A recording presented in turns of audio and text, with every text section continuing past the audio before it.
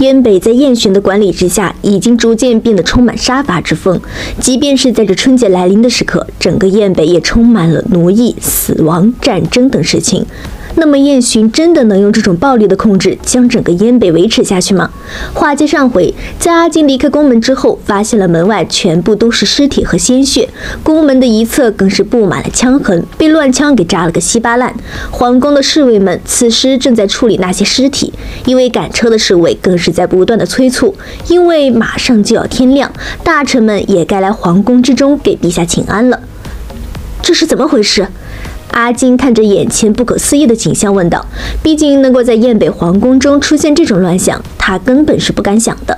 回禀将军，这些都是寒山盟的余孽。一位曾经出身寒山盟的士兵毫不避讳地说道，这已经是今晚的第二波了。自从庄大人死后，他们就开始越发的猖狂了起来。士兵丝毫不顾念跟这些人有过的同袍情谊，语气之中充满了厌恶。小心防备着吧。阿金看着眼前的情形，不由得无奈了起来。这绝对不是一种猖狂，而是他们一种绝望的自杀。寒山盟的首领已经被陛下杀了个精光，这个存在了几百年的老，经过这么多年都没有人能够将他们真正的消灭，但是他们却从未想到，竟然终止在了自己的发源地上。如果姑娘还在的话，想到这里，阿金也不敢再继续想下去了。将军放心吧，我们当年可是楚大人亲自调教的，有我们哥几个在，就算一只蚊子都别想飞进去。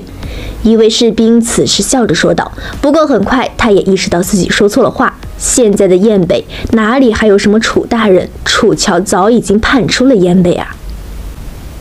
将军，小的……此时这位士兵生怕被阿金责罚，立刻跪在了地上。不过阿金并没有说话，只是平静地转过了身，静静地离去了。其实在燕北中想念姑娘的并不只有他一个，整个燕北都在想念着他，只是姑娘跟燕北的命运就像是两条相交的直线，有过了交点之后便再也没有了任何的交集。也许之后二人真正站在战场的对立面，阿金也只能看着，毕竟现在的姑娘已经彻底回不来了，尤其是那个男人没死。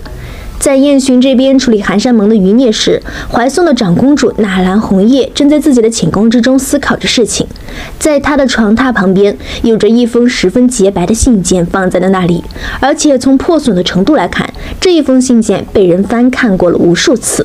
在信件所写的内容是这样的：形势危急，贤弟目前只有3条出路。第一条就是取纳兰氏而代之，废幼帝，软禁长公主，杀晋江王，将怀宋的军权掌握在自己的手中。第二就是迎娶长公主，以摄政王的名号对抗晋江王。而最后一条就是求救大卫，跟大卫和亲，但是不可以沾染大卫的皇族，防止国姓有变，并且此人需要手握兵权，年纪相当，出身于大卫世家，有着雄厚的背景以及位高权重，能够被大卫的朝廷所忌惮。一旦婚书公布于众，晋江王必然不敢贸然发兵京城，而等到春汛一过，直接发兵东域，便可解此危机。纳兰红叶对于这一封信件的内容已经铭记在心了，不过他却并未打算选择这上面的方法。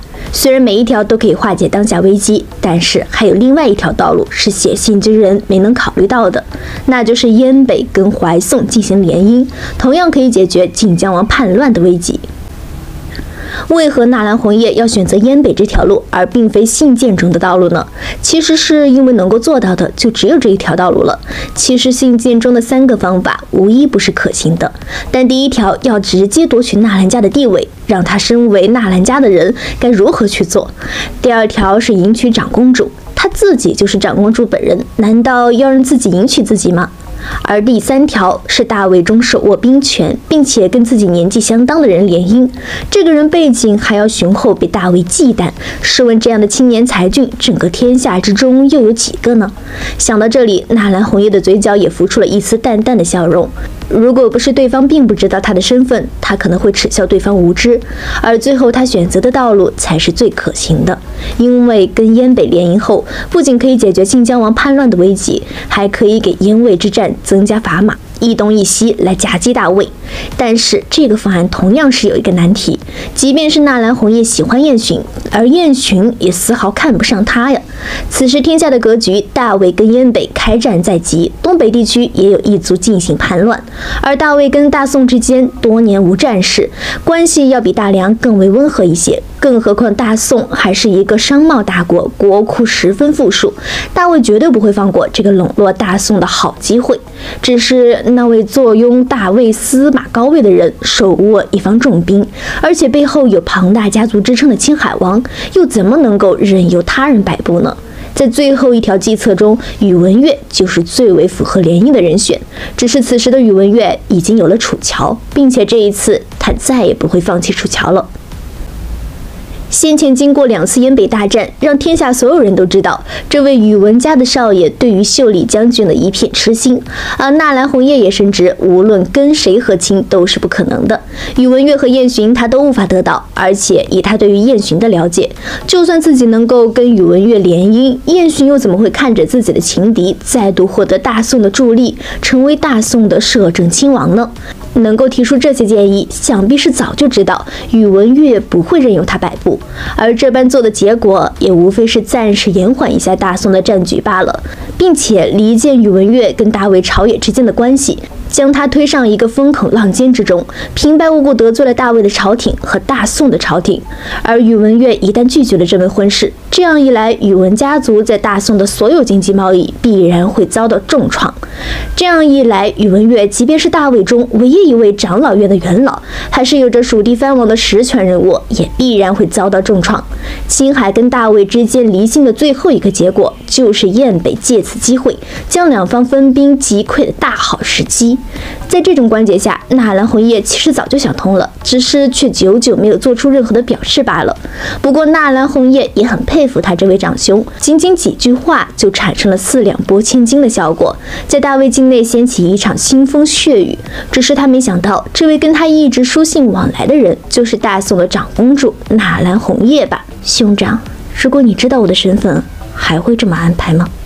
纳兰红叶喃喃自语地说了一句后，便将信件狠狠地攥在了手中。既然兄长有此意，助你一臂又何妨？此时红叶的心中一下子就坚定了起来，即便是赔上他大宋的皇室，他也毅然决然地选择了走上这条路。一纸婚书造就大魏皇城浪潮，宇文悦再度被逼上了抉择的一方。那么这一次，宇文悦究竟会如何进行选择呢？在怀宋的和亲文书下达之后，整个大魏的皇城在一瞬间就沸腾了起来。毕竟一国公主去下嫁给别国的臣子，这在历史上倒是出现过，但那些都是在其他国家没有适龄皇子的情况下所做出来的权宜之计。但是现在的大魏，适龄的未婚皇子还有很多，袁彻、袁熙等人都是青年才俊，其中更有着袁阳，如今在大魏的地位中是稳固如山，堪称大魏中的第一人了。并且怀宋如今的情况也不同往日了，纳兰红叶掌权多年时间，虽然依旧是以公主的名号，但实际上已经是怀宋的女皇了。和亲的对象不能仅仅是一个和亲驸马，极有可能成为怀宋的摄政王，而这样的情况下，更是不可能引起别国势力的入驻。不过怀宋如今内乱迭起，做出这样的选择也是在情理之中。不过，在怀宋的使臣在大魏的朝堂上报出了宇文悦名字的时候，整个朝野再度震动了起来。在前2年的时候，宇文悦死讯传回，燕明关下大魏军队大败而归，导致了宇文悦的名声扫地。不过，仅仅2年的时间，此人在青海迅速崛起，带着赫赫重兵重返大魏，一跃成为了大魏满朝文武中最有权势的人。如今怀宋公主又主动送上门来，指明让宇文悦成为她的驸马。如果这门亲事成功，宇文家族的势力必定会再次迎来一个可怕的飞跃。毫无疑问，宇文悦会直接成为大魏的第一权臣，后果相当的可怕。但是袁氏家族却无法拒绝这个烫手的山芋，原因是燕巡给他们施加的压力太重了。如今大魏国内的经济情况并不乐观，还有西北的战事问题。通过前几次的北伐来看，很明显燕北和大梁跟大宋之间是存在一些潜在联系的。而秀丽军离开了燕北，大梁跟燕北之间的关系破灭了。不过怀宋呢，如果大魏跟燕北再开战的话，怀宋这边会保持着怎么样的态度？而怀宋的长公主嫁给宇文悦，这种情况会不会得到一些扭转呢？这些都是大卫需要考虑的事情。虽然知道面前是他们所无法看清的局，但大卫也不得不走入局中，因为现在他们最主要的精力还是要放在跟燕北的战事上面。再过1个多月的时间，冰雪消融之后，燕北的大军便又要扣关了。所以在和亲使团来的当天下午，大卫皇帝便下达了圣旨。而此时的元阳则是在御花园中百无聊赖地逗着一个会说话的鹦鹉玩耍，让一旁的16皇子元祥看的是十分气愤。16弟，你对这件事怎么看？元阳一边逗鸟，一边心不在焉地问着，似乎只是很简单的随口一问。哪件事啊？元祥头也不回地说道。当然是怀宋公主和亲的事了。元阳将手中逗鸟用的虫草杆扔到一旁，然后走到了一旁，倒上了茶水。这一对兄弟之间的聊天一直都是这样，在闲谈之间就将很多事情确定了下来。那么大卫这边该如何进行应对呢？宇文悦又会如何处理这一门亲事呢？我们明天再聊。